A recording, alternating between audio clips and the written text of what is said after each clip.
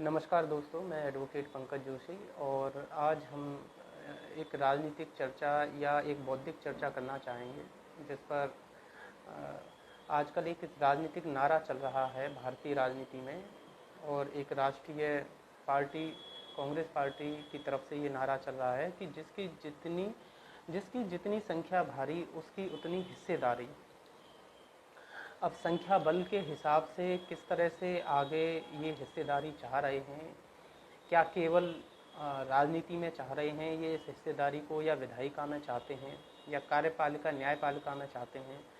इन सभी पहलुओं पर थोड़ा सा हम एक बौद्धिक, एक राजनीतिक या एक सामाजिक एक जो बहस जो चल रही है इस पर एक थोड़ा सा एक बौद्धिक चर्चा हम जरूर करना चाहेंगे इसके बारे में। जैसा कि भारतीय संविधान है, भारतीय संविधान के हिसाब से ये कितना न्याय संगत है, कितना विधि सम्मत है, इस बात पर हम ज़रूर देखेंगे। क्योंकि संवैधानिक प्रावधानों को अगर हम देखें तो जो संविधान का जो भाग 3 है उसमें समानता के अधिकार की भावना को दिया गया है। और इसके समानता के अधिकार में जैसा हम देखते हैं, ये जो अनुच्छेद 14 है वो अवसर और समानता के, समान अवसर और समानता का अधिकार, ये एक मूलभूत अधिकार अनुच्छेद 14 में जो दिया गया है। इसी में अनुच्छेद 15 में साफ स्पष्ट शब्दों में कहा गया है कि जाति के आधार पर, धर्म के आधार पर, लिंग के आधार पर या जन्म स्थान के आधार पर हम भारत के किसी भी नागरिक के साथ किसी भी प्रकार का हम भेदभाव नहीं कर सकते। अच्छा, लेकिन इसी में जो हम अपवाद के रूप में जो प्रावधान जो देखते हैं कि अनुच्छेद जो 15(4) है उसमें कहा गया है कि राज्यों को विशेष शक्ति दी गई है कि आपके यहाँ सामाजिक आर्थिक रूप से अगर पिछड़े हैं या अनुसूचित जाति जनजाति के लोग हैं, उनको ज़रूरत के हिसाब से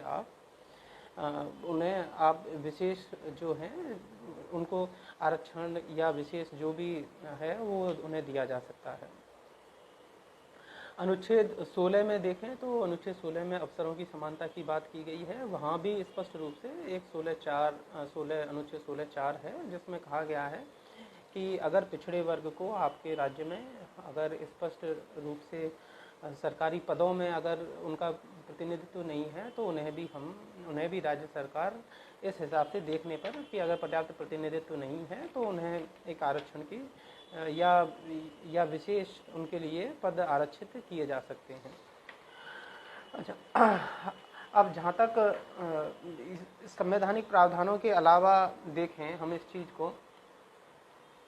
कि जनसंख्या के आधार पर जो हिस्सेदारी जो मांगी जा रही है,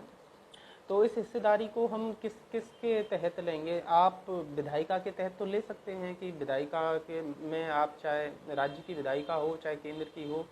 तो वहाँ पर आप अपनी जनसंख्या के आधार पर ले सकते हैं। लेकिन मेरा ये चीज़ समझ से बाहर है कि ये किसी जाति विशेष के लिए कह रहे हैं कि क्योंकि किसी विशेष जाति को तो इस तरह से मिल नहीं सकता है।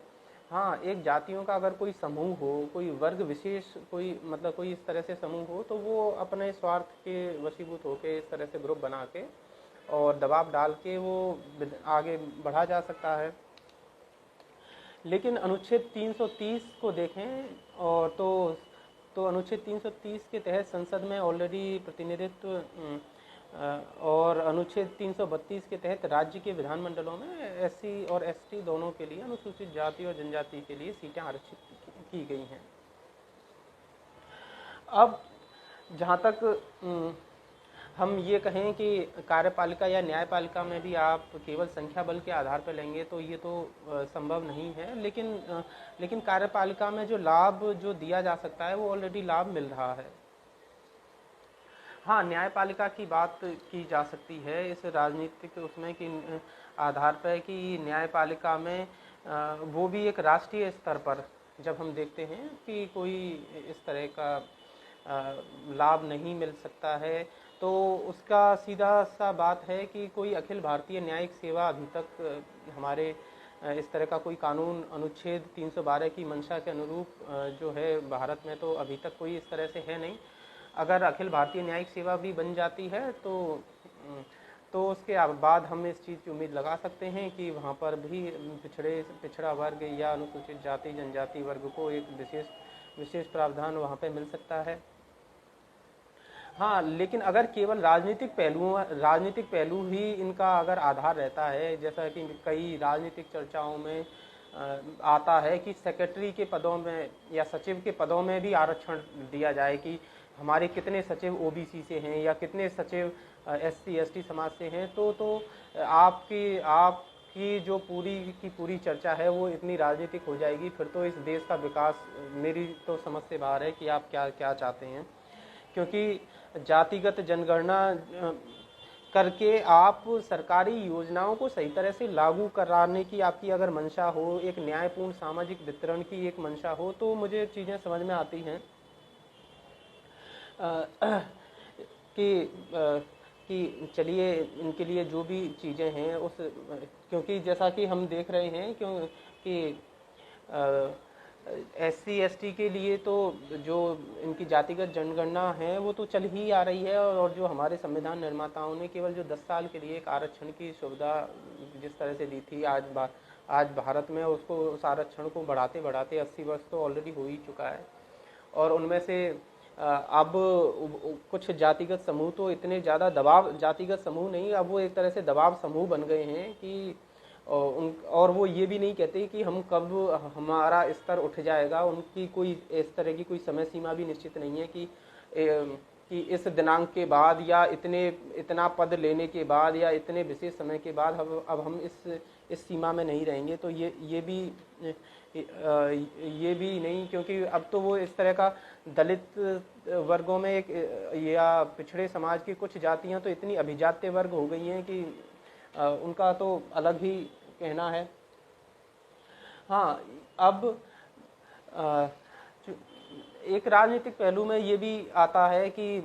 पिछली मनमोहन सिंह जी हमारे जो पूर्व प्रधानमंत्री हैं, उनकी सरकार में लगभग 4,893 करोड़ रुपया खर्च हुआ है, और उसमें भी जातीय जनगणना कराई गई है। उसके आंकड़े हालांकि कांग्रेस सरकार ने अभी तक पटल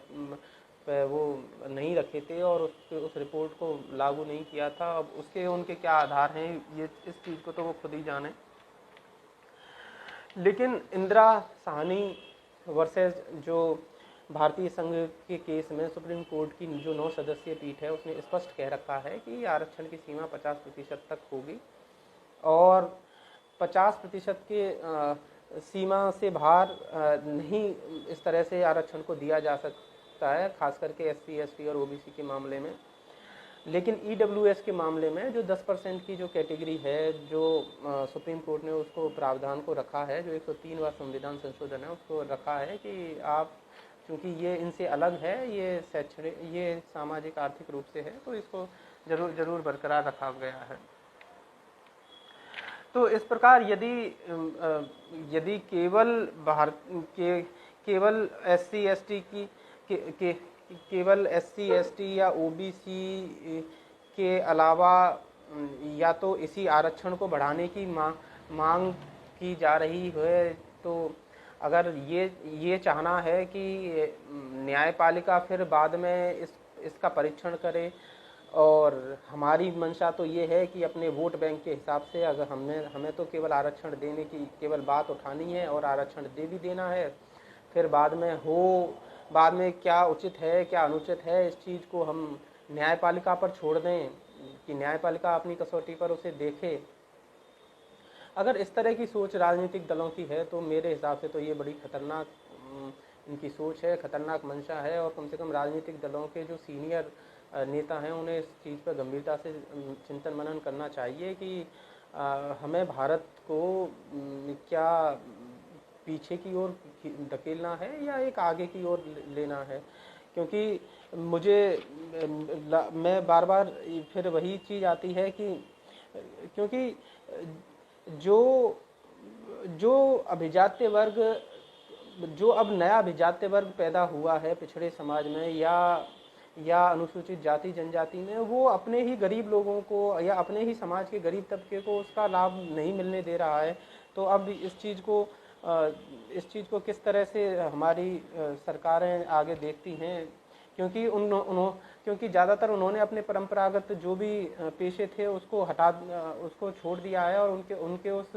पेशे पर दूसरे लोग जो हैं उन्होंने एक तरह से कब्जा कर लिया है, या वो कब्जा क्या उसको ले चुके हैं, क्योंकि वो अब उस पर ध्यान नहीं दे रहे हैं।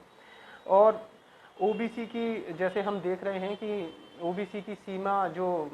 क्रीमी लेयर की जो सीमा है वो बढ़ के 8 लाख तक हो गई है, जिसमें कि वेतन और कृषि आय को जोड़ा नहीं गया है। ये किस तरह का एक राजनीतिक ये इस तरह का एक राजनीतिक मतलब ये सोचने वाली बात है कि इसके बारे में किसी का जरा भी ध्यान नहीं है कि आप केवल कुछ जातियों को संतुष्ट करने में लगे रहो वोट बैंक के हिसाब से, लेकिन देश के बारे में जहाँ देश को आगे बढ़ाने की बात तो होगी, चर्चा होगी, तो वहाँ पर आप इन चीज़ों का ध्यान ना रखो। तो मेरा तो केवल जो भी बड़े राष्ट्रीय दल या जो भी अन्य क्षेत्रीय दल हैं उनसे यही कहना है कि आप भारत के बारे में सोचें थोड़ा, केवल वोट बैंक के हिसाब से राजनीति ना करें, और भारत को ही हमें आगे बढ़ाना है। यहाँ के सभी नागरिक हमारे अपने भारतीय हैं, और उन सभी को हम आगे बढ़ाएं उनके लिए, तो इसी से हमारा देश की आगे उन्नति हो सकती है। जय हिंद, जय भारत।